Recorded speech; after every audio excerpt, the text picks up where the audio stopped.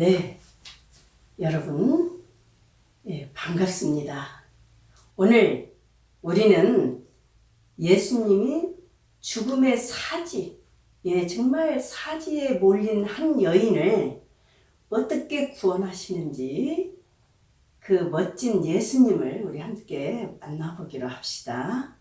자, 그래서 저는 요한복음 8장 1절에서 11절 가늠하다 잡힌 여인을 죽음의 구렁이에서 구해내시지요. 누구도 여인을 손대지 못하게 합니다. 그래서 제목을 우리 오늘 타이틀을요. 누구도 이 여인을 때리지 마라. 네. 참 멋진 말씀입니다. 먼저 말씀드리자면 이 요한복음 이 가늠하다 잡힌 여인은 요한복음의 분위기가 아니에요. 언어도 나타나지 않아요. 차라리 공간복음에 있을 법한 그런 내용입니다.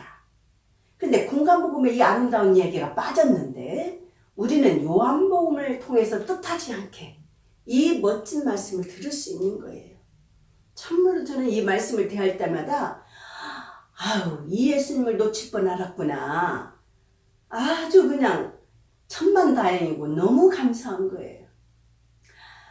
정말 오늘날까지도 이렇게 선이 개방하고 남녀가 활발한 이런 시대에도 역시나 간음은 폐륜입니다. 그리고 모든 사람에게 혐오감을 일으킵니다. 더군다나 지금 우리는 예수님 얘기하면 항상 2000년 전을 상상하십시오. 정말 고대 아닙니까? 거기다가 이스라엘은 말할 필요나 있습니까? 정말 말도 안 되는 거예요. 그래서요, 여러분들이 신명기 22장이나 레위기 20장을 보십시오. 간음한 사람을 어떻게, 이게 이제 이들은 막 그 율법이에요. 율법이 바로 하느님이죠, 이들은. 그래서 이 여인은 돌로 쳐 죽이는 것이 하나님의 뜻입니다. 그래서 요한복음 이 말씀을 여러분들 이렇게 보면 다 돌을 하나씩 들고 있는 것 같아요. 여인이 앞에다 놓고 많은 사람들이 그 현장감을 느낄 수 있었으면 좋겠습니다. 그 여인을 막 개 끌듯이 끌고 와가지고 그냥 그 자리에서 쳐죽이려고 하는데 이 사람들이 뭐냐면 그 여인을 이중으로 이용하는 거예요. 예수님도 함정에 몰아넣으려고 이왕에 죽이는 여자 그래 당신이 율법을 어떻게 취급하는가 보자. 그래갖고 예수님마저 공경에 처하게 하려고 이중으로 여인을 이용하는 거죠. 이왕에 죽일 여자. 그리고 다들 보면 저는 이렇게 말씀드리고 싶어요. 여인을 그냥 한가운데 놓고 공설운동장 같은데 그리고서 많은 사람들이 다 돌을 하나씩 가지고 있습니다. 당장 돌로 치려고. 그러면서 예수님을 지금 이용하거든요. 그때 여러분들 우리는 예수님처럼 하느님 말씀을 대해야 될 것 같아요. 얼마나 진지하게 대하고 율법의 눈 통과한 이 간음을 보는 게 아닙니다. 예수님은 우리도 이런 눈길을 가질 수 있을까요? 이런 고운 눈길, 구원의 눈길, 자비의 눈길입니다. 그러니까 이들은 막 율법을 통과한 그 하느님을 보니까 막 당장 쳐 죽여야 되고 예수님은 이들을 진정시켜야 됩니다. 지금 분위기가. 그리고 그런 살벌한 분위기 속에서도 또 뭐냐면 예수님은 무척 고민하는 거예요. 원 하느님의 눈길로 이 여인을 보는 것입니다. 우리 하느님은 죽이고 벌 내리는 하느님이 아니에요. 그러니까 예수님 어째? 고민해 쌓이는 거예요. 우리도 마찬가지 사소한 것도 고민해야 됩니다. 명명백백하게 일이 끝난 게 아니에요. 여기서 하느님은 이걸 보셨을 때 어떻게 보실까? 이런 고민, 이게 아주 중요하죠. 그런데 이제 이들의 눈에 비춰봤을 때 예수님은 더더욱 매갈이 없어 보여요. 자기들은 막 너무나 막 당당하고 확실한 답을 가지고 있는데 그들이 볼 때 이 예수라는 작자는 답도 못 내리고 그냥 무엇인가 그냥 헤매고 있는 것으로 보이는 거예요. 헤매는 게 아니지요. 정말 이런 고민과 지혜와 현명과 이게 그 말씀 하나 딱 가졌다고 됩니까? 오늘날 우리 하나하나 문제를 전부 말씀이 풀어줍니까? 우리가 행동 움직이는데 그 놀라운 하느님을 가지고 여기에 적용시키는 고민이 필요하죠. 그래서 바보같이 헤매야 됩니다. 똑똑한 척하고 탁탁 그냥 단순 논리로 가면 정말 사람 쳐 죽이죠. 오늘 예수님이 그래요. 이들 눈에 예수님은 바보같이 보이니까 더 막 예수님을 다그칩니다. 먼저 우리 이제 이 정도의 분위기를 가지고 요한복음을 보면 이제 예수님을 더 깊게 만날 것 같습니다. 먼저 저는 두 부분으로 나눠서 하겠습니다. 8장 1절에서 7절을 보면 이제 그 사람들이 지금까지 이렇게 말씀드린 분위기예요. 자, 4절을 보면 스승님, 이 여자가 가늠하다 현장에서 붙잡혔습니다. 모세의 율법에 이런 여자는 돌로 쳐 죽이게 되어 있지 않나요? 그게 뭡니까? 신명기 22장하고 레위기 20장에 분명히 있어요. 그러니까 이건 너무나 당연한 답이 아니냐? 그래, 당신은 그렇게 하느님은 자비하다고 하면서 용서의 하느님을 했는데, 자, 이런 말씀도 당신이 바꾸겠느냐? 한마디로 이런 겁니다. 그러면서 당신 생각은 어떻소? 하고 지금 5절의 말씀이 나옵니다. 그러면서 뭐냐면 예수님이 얼마나 지금 고민하시는지 제가 말씀드렸죠. 그저 이들의 막 아우성 소리야, 막 요구야, 이런 건 뒷전에서 막 얼마나 지금 상황이 심각합니까? 근데 예수님은 땅바닥에 무엇인가 이렇게 쓰고 계셔. 그래서 이들의 그 막 아우성과 막 혈안에 찼잖아. 사람을 죽이기 위해서.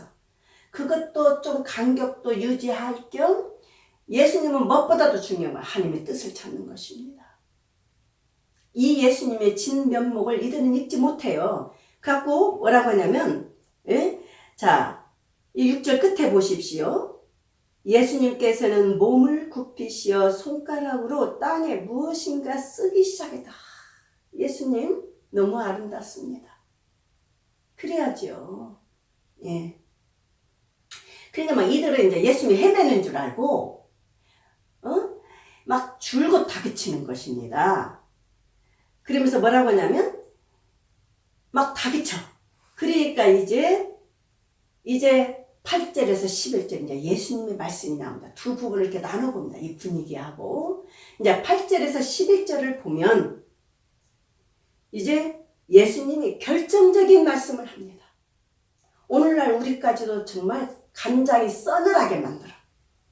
이들이 전혀 못 보던 것을 예수님의 일각으로 깨우침을 줍니다. 그래서 이렇게 하느님이 오시면, 이들은 율법으로 오니까 사람 죽였잖아요. 이렇게 하느님이 오시면 먼저 이 여인도 살고 주위에 막 살벌했던 사람도 다시 하느님을 보게 해요. 그리고 예수님이 이 생명의 하느님, 놀라운 하느님이 다시 한번 이들에게 다가가게 합니다. 자, 8절을 보겠습니다. 7절 끝에 이들이 막 다그치니까 예수님이 뭐라고 하냐면 너희 가운데 죄 없는 자가 먼저 이 여자에게 돌을 던져라. 그래, 당신들이 그렇게. 근데 예수님은 돌을 칠까요 말까요 이렇게 할 줄 알았어요. 이들은, 이 군중들은.